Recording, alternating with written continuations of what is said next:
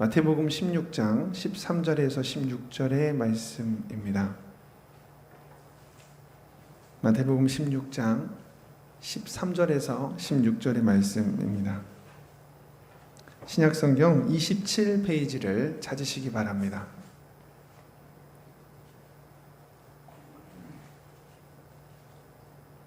본문의 말씀을 저와 성도님들께서 한 목소리로 합독하시겠습니다.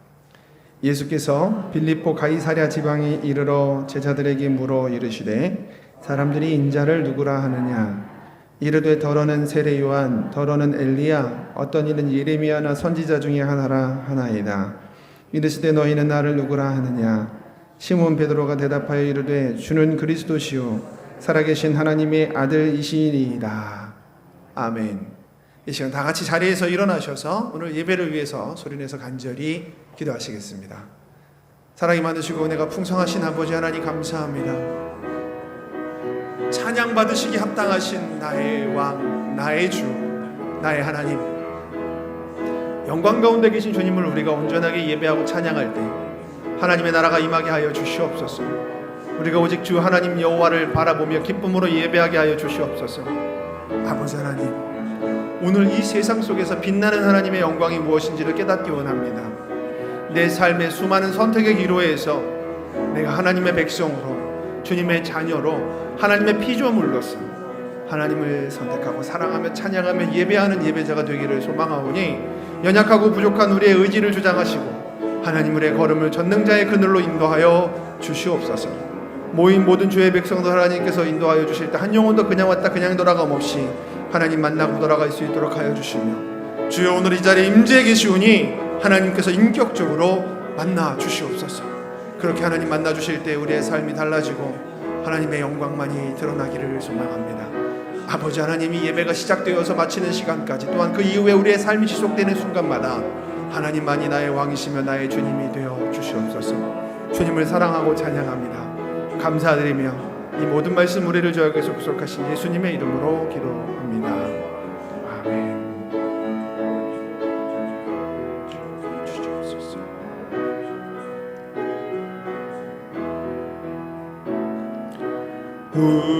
우리에게 향하신 여호와의 인자하심이 크고 크도다 크시도다 크고 크도다 크시도다.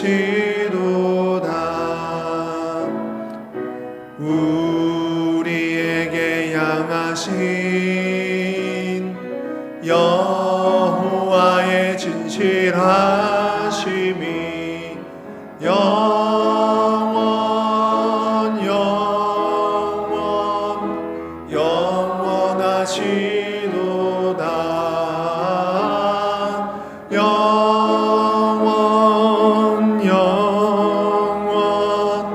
영원하시도다.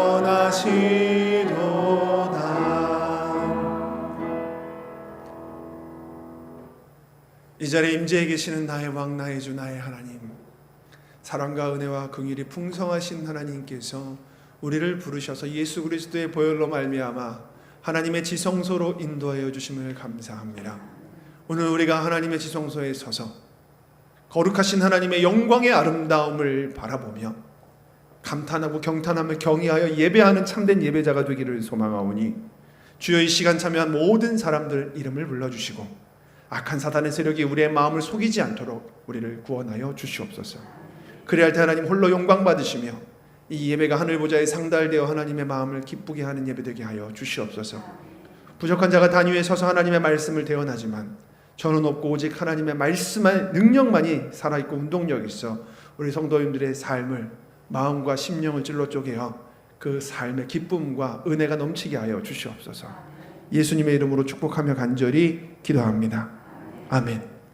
자리에 앉으시면서 좌우에 인사하겠습니다. 하나님의 영광을 위해서 합시다. 하나님의 영광을 위해서 합시다. 또 인사하겠습니다. 하나님의 영광을 기뻐합시다. 하나님의 영광을 기뻐합시다. 하나님 우리와 함께 하시고 도와주십니다. 아멘. 한 우스갯소리가 있는데 그걸 제가 되게 오래 기억을 하고 있는 우스갯소리거든요.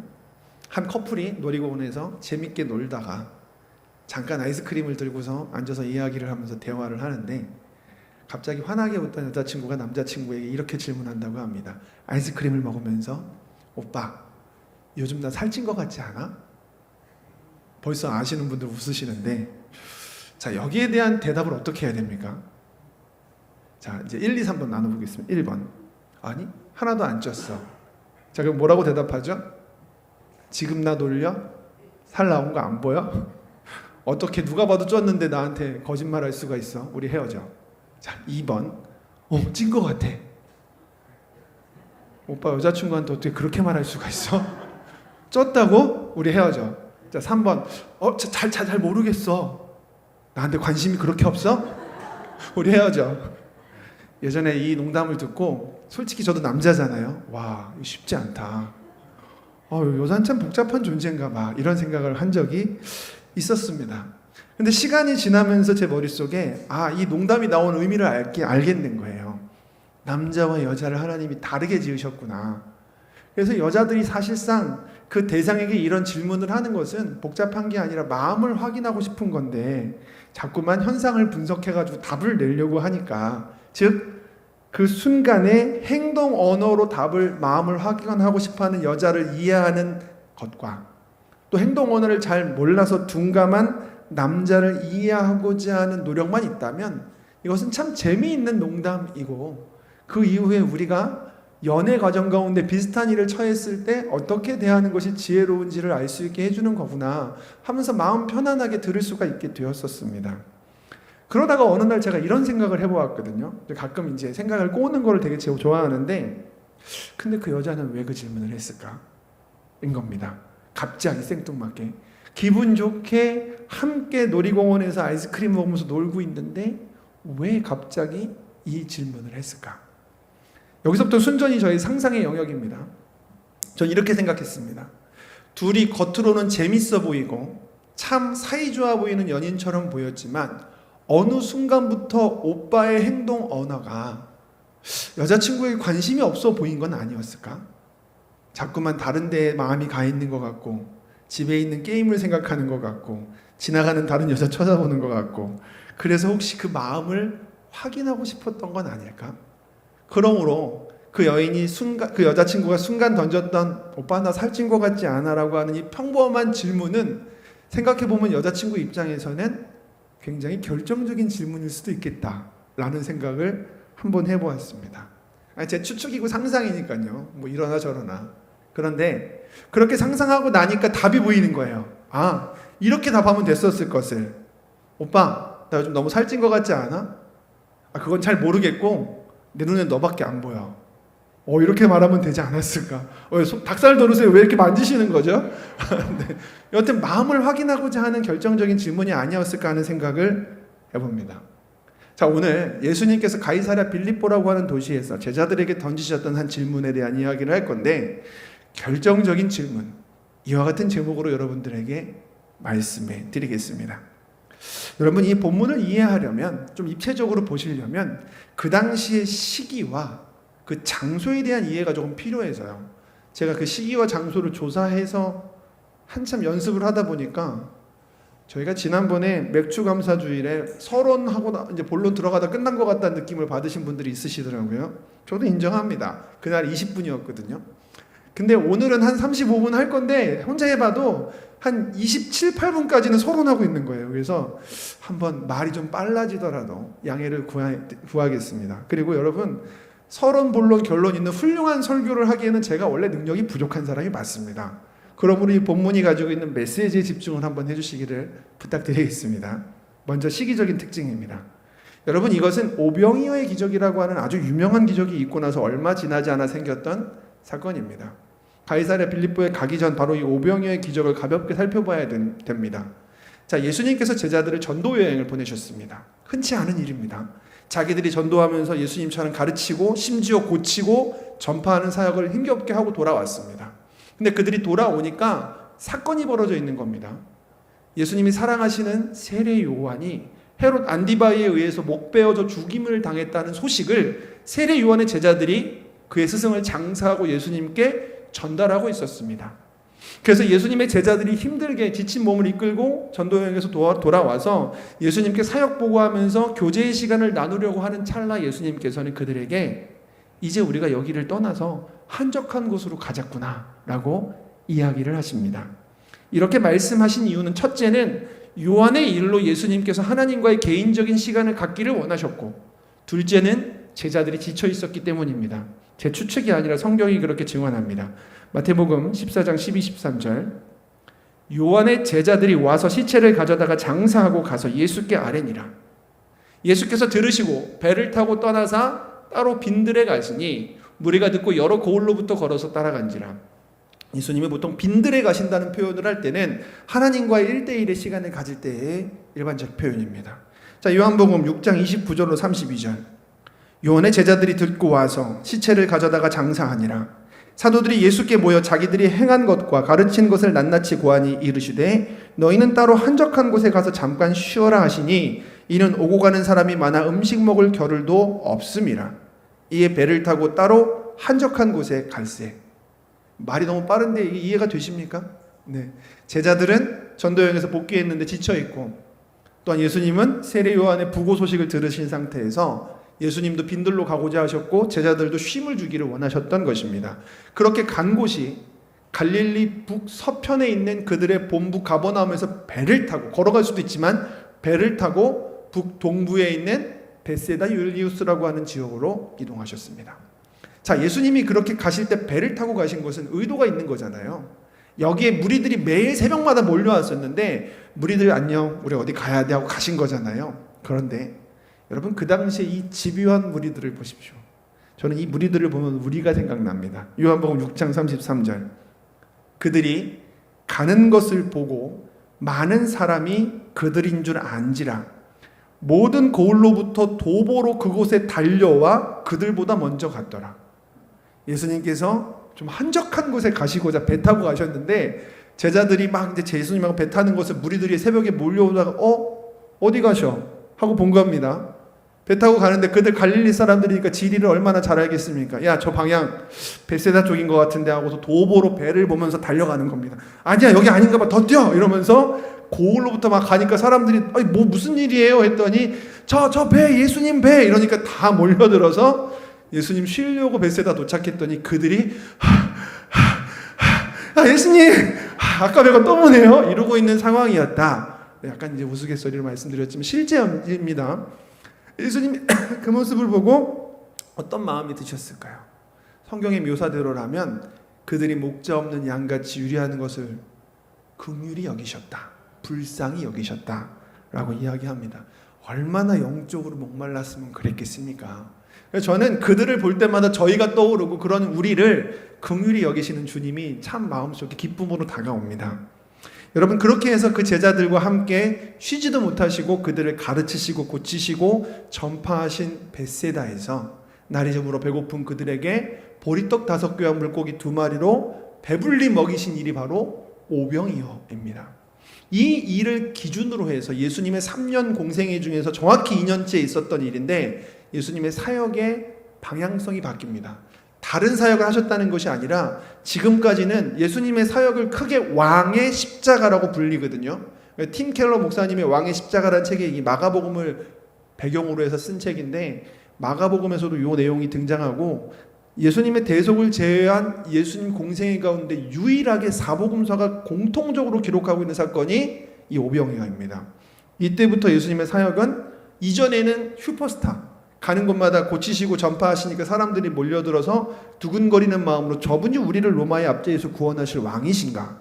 메시아는 무엇인가? 이런 생각을 하던 시기가 있다면 오병이어 이후부터는 종의 십자가로 종을 지실 어린 양으로 고난당하실 어린 양으로 그 사역의 방향성과 정체를 드러내시기 시작합니다. 그래서 그 이후부터 가시는 곳마다 예수님을 고소하고 책잡고 빌미를 잡으려고 하는 예루살렘에서부터 파견되어진 종교 지도자들이 등장을 하기 시작합니다.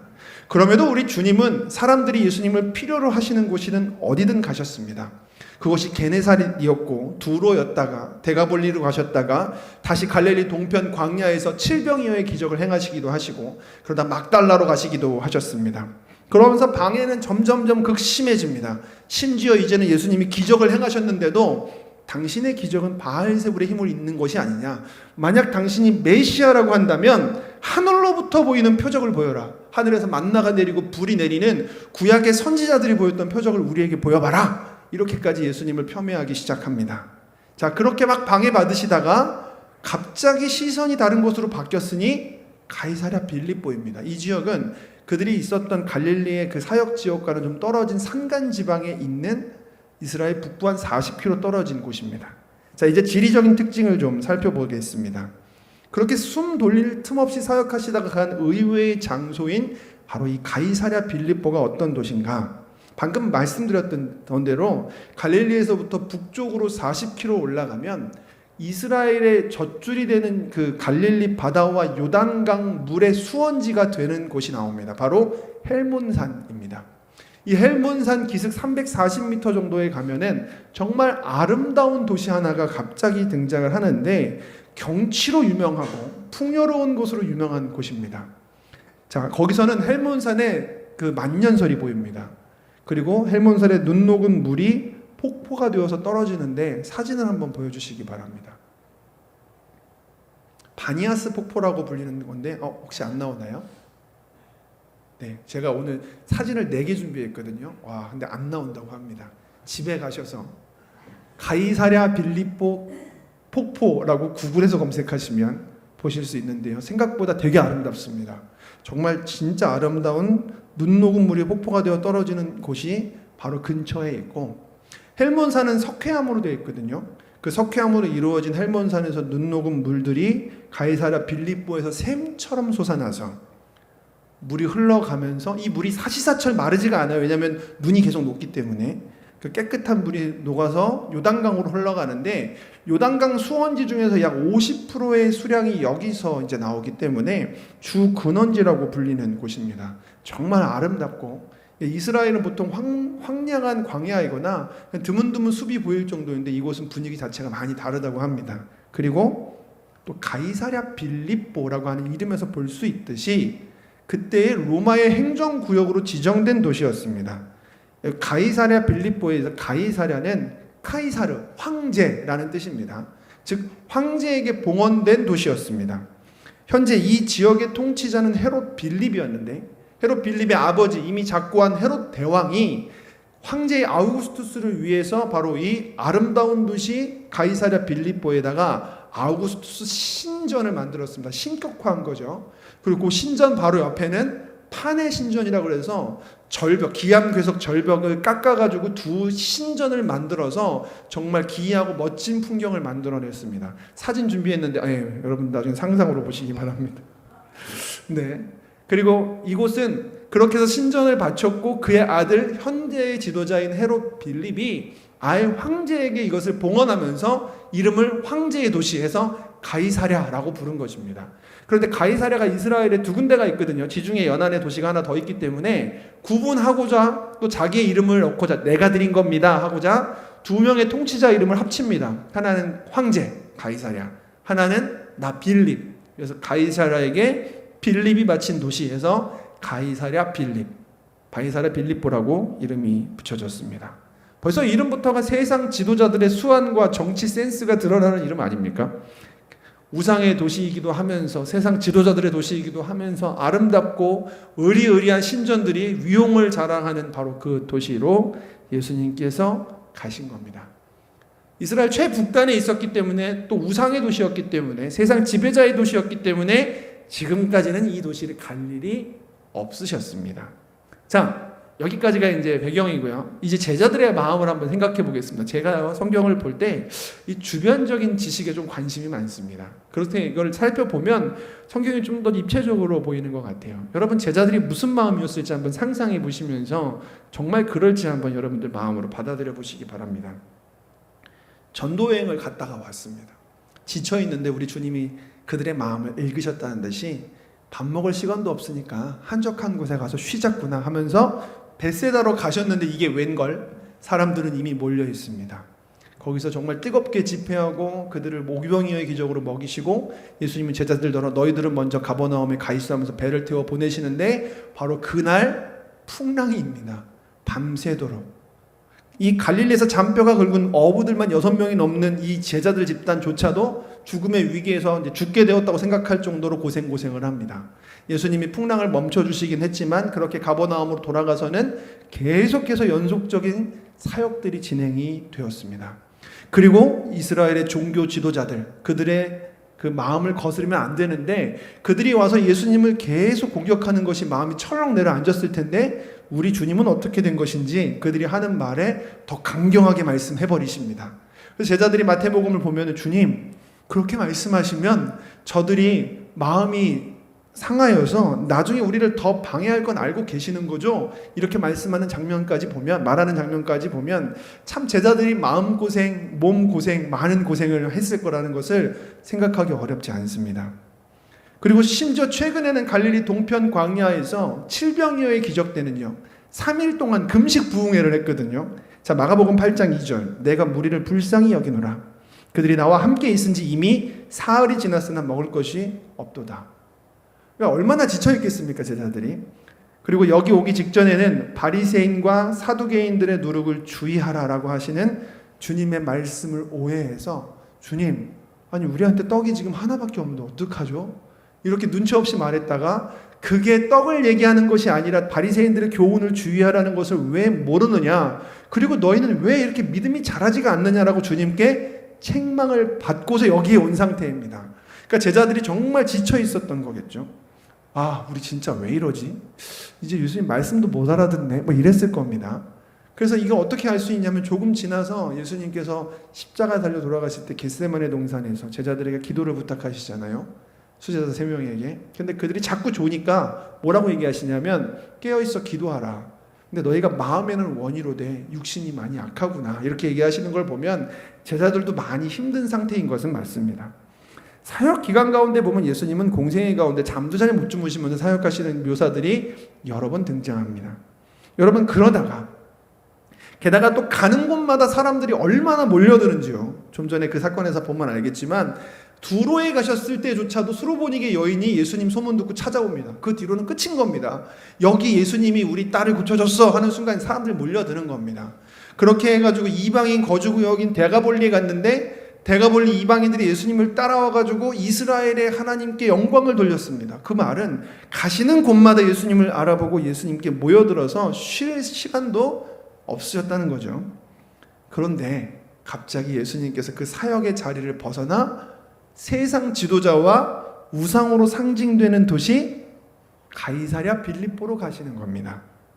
여러분 여기에 가면 사람들이 예수님을 못 알아보거나 사람들이 예수님께 별 관심을 안 가질 확률이 매우 높습니다.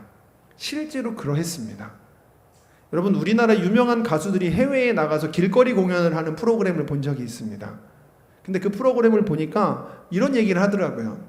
한국에서는 길거리에 나오면 이미 자기를 알아보고 사람들이 몰려드는데 여기는 자기를 몰라보니까 참 좋다고.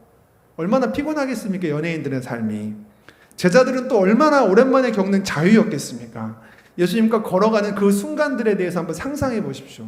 아무도 자기들을 따라오지 않습니다. 예수님과 도란도란 얘기하면서 올라가는 그 과정 속에서 가이사랴 빌립보의 풍경은 정말 관광지의 풍경과도 다름없을 정도로 아름답기 그지없었을 겁니다. 사진을 보여드려야 되는데 말입니다.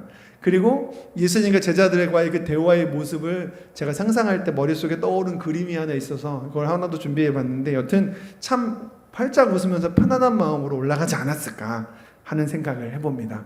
이러한 마음 상태가 되면 여러분들도 아시겠지만 저는 술을 마셔본 적 없습니다.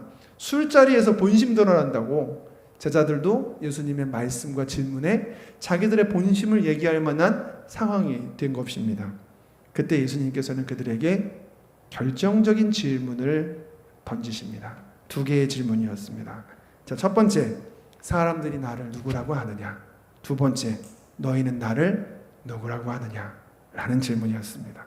여러분 이 질문이야말로 기독교 역사상 가장 핵심적인 질문이고 오늘 우리가 이 질문을 어떻게 하는지에 따라서 그리스도인인지 아닌지를 확인할 수 있는 시금석이 되는 질문입니다. 그 내용을 이제 자세하게 보겠습니다. 제가 길다고 말씀드렸죠. 자, 이제 서론 끝났고 내용으로 들어가겠습니다. 자, 사람들이 인자를 누구라 하느냐? 주님은 먼저 사람들이 나를 누구라고 하는지를 물어보셨습니다. 이것은 예수님께서 사람들이 자기에게 관심을 가져주었으면 좋겠다라고 말씀하신 것이 아닙니다. 오히려 예수님은 예수님의 가르치심을 숨기기까지 하셨습니다. 혹시라도 그들이 이것을 못 알아듣더라도 하나님의 뜻이 중요하다라고 말씀하시는 분이십니다. 오히려 이것은 얼마나 사람들이 예수님을 오해하고 있는지, 또 제자들이 예수님을 어떻게 보고 있는지를 통해서 그들을 교훈하기 위함이셨습니다. 자, 예수님의 이 질문에 제자들은 단숨에 대답합니다. 마태복음 16장 14절입니다. 이르되 더러는 세례 요한, 더러는 엘리야, 어떤 이는 예레미야나 선지자 중에 하나라 하나이다. 원문을 보면 접속사 대가 들어가 있거든요. 곧바로, 그리고 이런 의미입니다. 예수님의 질문을 듣자마자 제자들이요, 얼마나 마음이 편안해져 있는지 곧바로 적극적으로 대답을 한 겁니다. 아, 주님, 사람들이 예수님 보고 세례 요한이래요. 아, 누구는 엘리야라고 하던데요. 예레미야라고도 합니다. 이들이 말할 때 어떤 표정이었을 것 같으세요? 그들은 자기들의 말이 예수님을 향한 극찬이라고 생각하고 자기들 또한 거기에 동의하고 있었기 때문에 그렇게 예수님께 빠르게 말을 하기 시작했던 것입니다. 그렇게 나온 이름들을 간단하게 보겠습니다. 먼저 세례 요한입니다. 지금 헤롯 안디바에 의해서 얼마 전에 세례 요한이 목배임을 당하고 나서 안디바는 뭐라고 생각했냐면 여기저기 기적을 행하시는 예수님이 세례 요한이 부활한 것 같다라고 생각했고, 그렇게 생각하는 사람들이 많았습니다. 근데 이 세례 요한은 예수님 바로 직전에 활동했던 선지자로서 정말 위대한 선지자, 능력의 선지자로 유명했습니다. 그러므로 예수님, 사람들이 세례 요한 같대요라고 말하면 예수님께서 세례 요한과 방불할 정도로 훌륭한 분입니다라고 칭찬한다라고 생각하고 말하고 있는 중인 것입니다. 게다가 그 사람은 메시아의 오실 길을 예비하는 사람으로 유명했기 때문에 제자들 나름대로 예수님도 메시아랑 관련 있는 분이 맞으시죠? 이런 식으로 뉘앙스를 보이고 있는 겁니다. 두 번째는 구약의 엘리야입니다. 이 엘리야라고 하는 사람은 이스라엘이 머릿속에 이스라엘의 영도자 하면 생각나는 두 사람, 모세와 엘리야 중에 한 명입니다. 구약의 선지자들 중에서 가장 많은 기적을 행했던 사람이고 능력의 사람으로 유명합니다. 예수님도 능력을 많이 베푸시잖아요. 게다가 세례 요한을 묘사할 때 엘리야의 심령과 능력으로 온 사람이라고 묘사하니까 둘 다 메시아와 연관되었다라고 생각하고 자기들은 나름 예수님께 극찬을 하는 중입니다. 엘리야 못지않게 능력이 풍성하시고 메시아랑 관련 있으신 분 맞으시죠? 이렇게 말하는 중인 겁니다. 세 번째로 예레미야라고 했습니다. 예레미야는 유일하게 애가가 기록된 선지자로서 백성들을 긍휼히 여겨서 눈물을 흘렸던 눈물의 선지자입니다. 그러므로 그들은 항상 무리를 긍휼히 여기시고 그들의 아픈 곳에 직접 손을 대시고 때로는 잠도 안 주무시면서 귀신을 쫓아주셨던 예수님을 보면서 아, 예레미야 같다. 긍휼이 풍성하신 우리 주님이 예레미야 선지자와 같구나 라고 주님께 칭찬을 하는 중이었습니다. 또 선지자 중에 하나다라고 말하는 것은요, 그들이 묘사하진 못했지만 선지자 중에 선지자라고 하는 예언을 많이 했었던 이사야나 혹은 예레미야의 아들이란 별명이 있는 호세아나 아니면 구약의 다른 많은 유명한 선지자들 못지않은 분입니다 라고 이야기하면서 예수님을 칭찬하는 중입니다. 심지어 얼마 전에 네가 정말 메시아면 하늘로부터 오는 표적을 보여라 라고 말했던 그들의 말에 대응하여서 못지않은 표적을 보일 수 있는 분이십니다 라고 제자들이 사람들의 입을 빌어 자기들의 마음을 표현했었던 것입니다. 여러분, 근데 이 말이 반은 맞을 수 있을지 모르겠지만 엄밀하게는 틀린 말들입니다. 왜 그렇습니까? 사람들이 아무리 최상급의 칭찬을 하나님께 올린다 할지라도 하나님은 내가 기도하시면 죄다 응답해 주시는 하나님, 범사에 문제없게 형통하게 해주시는 하나님, 하나님은 내 삶에 만약에 기도하면 다 들어주시는 하나님이십니다라고 우리가 하나님의 형상을 아무리 멋있게 예쁘게 포장한다 할지라도 그것이 내 생각에서부터 나온 것이면 하나님은 그 칭찬을 안 받으십니다. 전에 저희가 하나님의 아름다움이란 제가 설교에서 주일 설교 때 말씀드렸던 것처럼 다이아몬드의 단단함, 경도를 칭찬하는데 다이아몬드가 망치처럼 단단하다고 칭찬하면 이것을 거부할 것은 다이아몬드입니다. 그렇지 않겠습니까? 최상급시 다이아몬드인데요. 하나님의 아름다움을 칭찬할 때에, 예수 그리스도의 그리스도 되심을 칭찬할 때에 하나님이 우리에게 허락하신 그분을 가지고서 우리는 그분을 찬양하고 예배할 수 있어야 됩니다. 스스로 계시하셨거든요. 말씀을 통해서, 자연을 통해서. 그런데 자꾸만 우리는 우리가 가지고 있는 최상을 가지고 하나님을 예배하고 칭찬하고 하나님을 찬양하면 하나님께 영광이 되리라고 생각을 하는데 착각입니다. 인간의 최상의 생각과 사고와 아름다움은 하나님이 계시한 것에 비할 바가 못되기 때문입니다. 그러므로 그리스도인들의 신앙이 올바로 서려면 하나님이 계시하신 하나님이 누구신지를 알아야 됩니다. 그게 성경에 기록되어 있습니다. 그러므로 너희가 나를 알아라, 힘써 여호와를 알아라 라고 하는 말은 어떤 상징적이거나 문학적인 묘사가 아니라 실제적인 경험과 하나님께서 우리에게 주신 말씀을 통한 하나님을 깨달아가고 그것을 감탄하는 예배가 되기를 원하시는 하나님의 말씀이신 겁니다. 제자들은 사람들의 말을 빌어 자신들의 부족한 식견으로 생각했던 하나님을, 우리 주님을 주님께 칭찬하고 이야기했는데요. 그래서 주님께서는 결정적인 질문을 그들에게 던지십니다. 너희는 나를 누구라 하느냐? 여러분, 이 질문 어디서 하셨습니까? 예수님의 사역 본부인 가버나움에서 하실 수 있는 질문입니다. 아니면 하나님의 성전이 있는 예루살렘 남쪽을 갔을 때 하셨을 수도 있는 질문입니다. 그것도 아니라면 갈릴리 바다 위에서 풍랑을 잠잠케 하시면서 제자들한테 너희는 나를 누구라고 생각하느냐 하실 수도 있었을 것입니다. 그런데 지금 예수님이 이 질문을 하시는 곳은 가이사랴 빌립보입니다. 예수님의 뒤로 제자들의 시선에는 가이사랴 빌립보의 아름다운 자연 경관과 으리으리하고 위대해 보이는 거대한 두 개의 신전, 하나는 판의 신전, 하나는 아우구스투스 황제를 신격화한 신전이 보였을 것입니다. 그곳에서 삼권을 장악하고 유례 없이 전 세계를 평화롭게 통치하고 있는 황제가 막 연상되고 있는 그 순간에 예수님께서는 그 앞에서 제자들에게 너희는 나를 누구라 하느냐라고 질문하고 계시는 겁니다. 여러분, 그 당시에 로마는 팍스 로마나, 로마의 평화라고 하는 통치 체제를 유지하고 있었습니다. 이것이 뭐냐면 북아프리카, 팔레스타인, 유럽, 이 지중해 주변의 모든 드넓은 영토를 지배하고 있었던 로마가 그 지배 체제를 꽤나 오래 유지할 수 있었던 근간이 되는 건데요. 그 자기가 지배한 지배국 사람들이 단 한 가지만 인정해주면 내가 너희들의 종교, 문화, 자치권까지도 상당 부분 인정하고 진행하게 해줄 테니까 이 하나만 인정해라. 그것이 뭡니까? 바로 나 가이사르가, 나 황제가 너희들의 주라고 고백해야 된다. 이것이었습니다. 그것만 인정한다면 자치권도, 통치권, 그리고 문화, 종교까지도 마음대로 니네가 믿고 싶은 대로 믿어라 라고 하는 것이었습니다. 여러분, 그래서 결국 그들은 그곳에서도 유대교를 유지할 수 있었던 것입니다. 자, 그렇게 주라고 하는 이미지가 분명한 가이사르의 이름이 있는 도시, 그 황제의 후광과 아름다움이 자연 경관과 신전을 통해서 그 위대함이 마구마구 자기를 뽐내고 있는 도시에서 예수님께서는 제자들을 향해서 너희는 나를 누구라 하느냐라고 말씀하신 것입니다. 여러분, 황제, 카이사르, 이것은 세상의 모든 찬란한 것들의 총칭입니다. 즉 우리의 풍요, 쾌락, 행복, 세상의 영광, 재물, 이 모든 것들이 카이사르 이 한마디에 다 들어갈 수 있을 것입니다. 그리고 그 세상 모든 즐거움과 만족과 영광과 모든 행복이라고 하는 조건들이 찬란하게 빛나고 있을 때 주님께서는 제자들을 향해서 너희는 나를 누구라고 하느냐라고 말씀하시는 겁니다.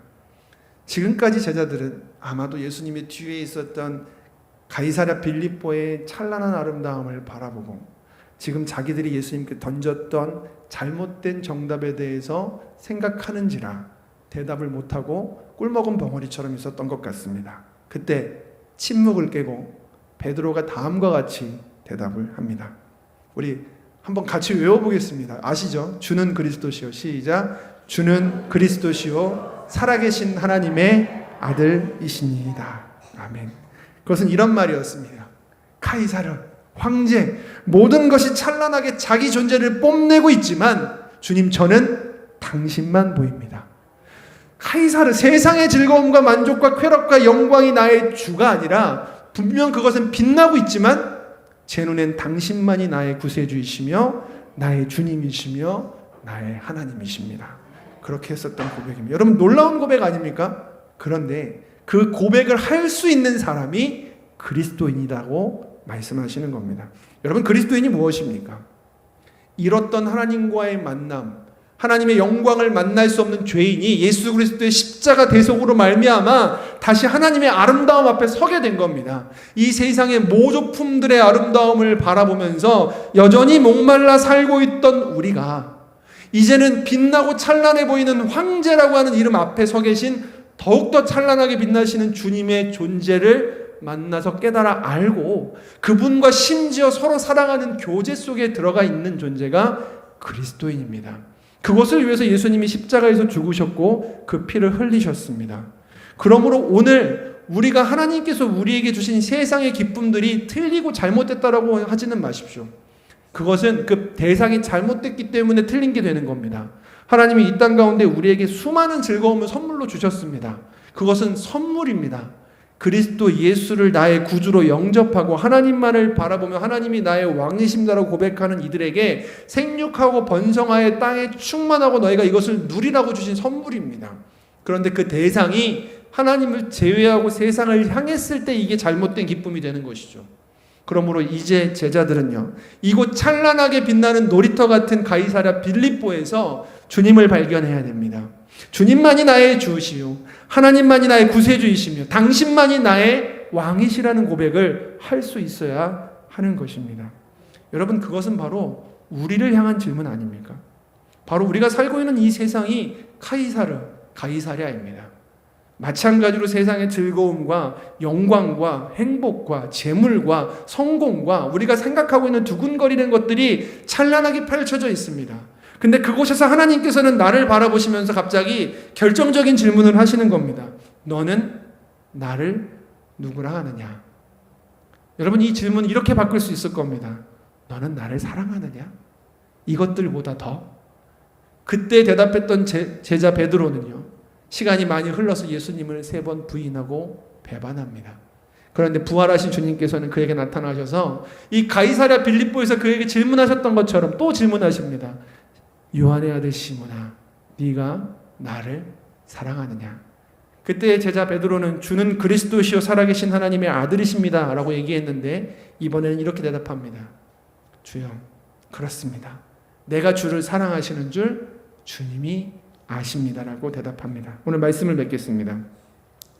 사랑하는 성도 여러분, 저 역시 이 결정적인 질문 앞에서 적당히 세례 요한입니다. 하나님은 예레미야입니다.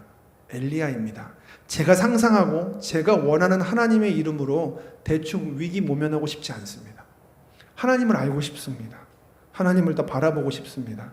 기도하면 다 잘되게 해주시고 부자 되게 해주시고 믿는 사람들은 아무 문제없이 만사 형통하게 해주신다는 그런 하나님을 제가 그리고 싶지 않습니다. 이 세상에서 하나님이 내게 주신 하나님 그분의 영광을 발견하고 싶을 뿐입니다. 분명히 뒤에는 놀이공원이 찬란하게 가이사랴라는 이름으로 빛나고 있는데 저에게 결정적인 질문을 하시는 나의 사랑하시는 그분께 저도 올바른 대답을 하고 싶습니다. 여러분 다윗은 이렇게 얘기를 했죠. 내가 바라는 것은 하나님 당신입니다. 하나님의 집에서 하나님의 아름다움을 보게 하여 주시옵소서. 여러분 오늘 처음에 좀 유치했던 그 이야기로 오늘 결론을 좀 내려보려고 하는데요. 오빠 나 살찐 것 같아? 우리가 이렇게 대답하면 된다 그랬죠. 그건 잘 모르겠고 내 눈에는 너만 보여. 이 시간 이 세상 속에서 하나님의 아름다움만 보이는 저와 성도님들이 되신다면 너희는 나를 누구라 하느냐 하는 그 질문에 우리는 분명히 주님만이 나의 왕이시오 주님만이 나의 구세주라는 고백을 하게 되실 줄로 믿습니다. 오늘 그 은혜 가운데 기쁨의 하루를 보내시길 주님의 이름으로 축원합니다. 기도하겠습니다. 거룩하신 아버지 하나님 감사합니다. 우리가 하나님을 바라보기를 원합니다. 우리에게 주신 세상의 아름다운 모든 문화와 즐거움과 기쁨과 재물과 영광 속에서 이것을 내게 베풀어 주신 창조주 하나님, 구세주 하나님, 왕이신 나의 하나님을 발견케 하여 주시옵소서. 너는 나를 누구라 하느냐? 주님만이 나의 왕이십니다. 오늘 그 고백 가운데 하나님을 만나 기뻐하는 하루가 될 수 있도록 주여 우리의 마음을 성령께서 인도하여 주시옵소서. 예수